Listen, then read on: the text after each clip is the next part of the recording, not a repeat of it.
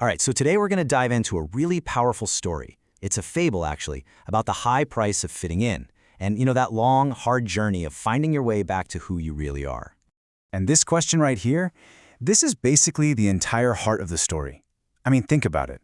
Haven't most of us felt that way at some point? It just perfectly sets the stage for what's coming. A real journey of self-discovery. Okay, so let's set the scene. Our story kicks off in this place called Lindosa. Picture it. Crystal clear water, this kind of healing quiet. It's supposed to be a sanctuary, a place for real connection. And this is where we meet our main character, a young, super sensitive soul named Libe.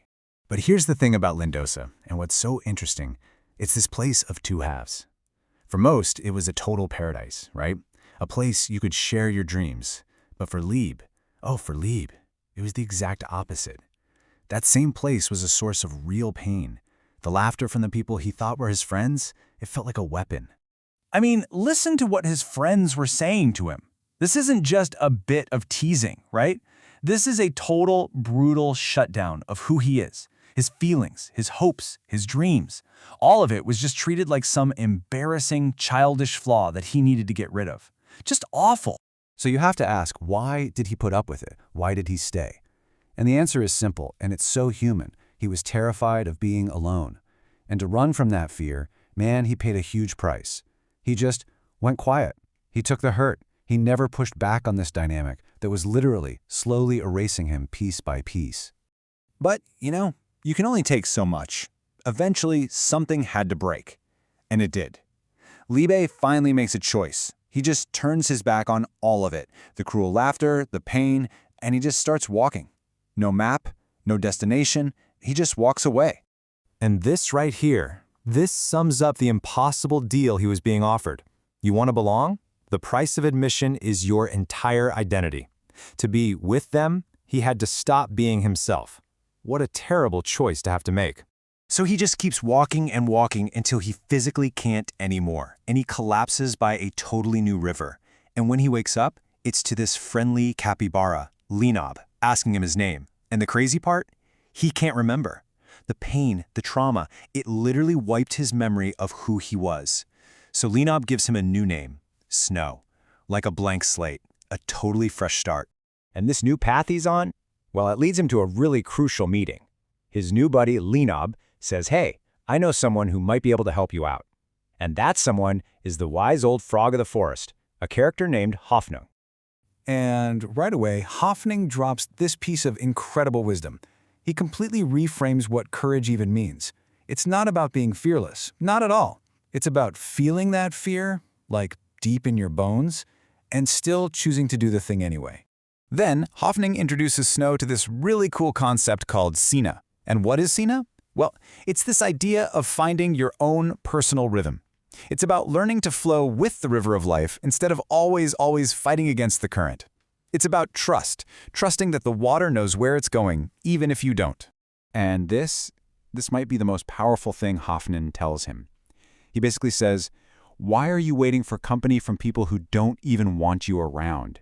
He tells Snow that everything he's looking for outside, companionship, inspiration, praise, all of it, is already living inside of him. He just needs to learn how to find it. So, just as Snow is starting to really let all this sink in, the peace and quiet of the forest just gets shattered. Total chaos. A sudden crisis just blows up out of nowhere, and it forces him to face those deep, deep fears head on. Suddenly, you hear it. The sharp crack of gunshots ripping through the air. You can just imagine the panic. Every animal in Lindosa starts fleeing in absolute terror. The peace is gone. Just gone. Replaced by pure, raw fear. And then, this huge, wounded jaguar just comes crashing into the river, swimming for its life. It's being hunted. The danger isn't some far-off thing anymore. It's right there, right in front of them, and it is closing in fast. And Snow, he's just watching, totally frozen. And you can just hear the questions screaming inside his head. It's not just fear of the hunters or even the giant wounded animal. No, it's that old fear, the one his so-called friends burned into him. The fear of even trying, of putting himself out there and failing. The fear of not being good enough. But then, in that absolute moment of crisis, something magical happens. The forest, Lindosa itself, seems to wake up. The river starts to rise. The trees literally move their branches.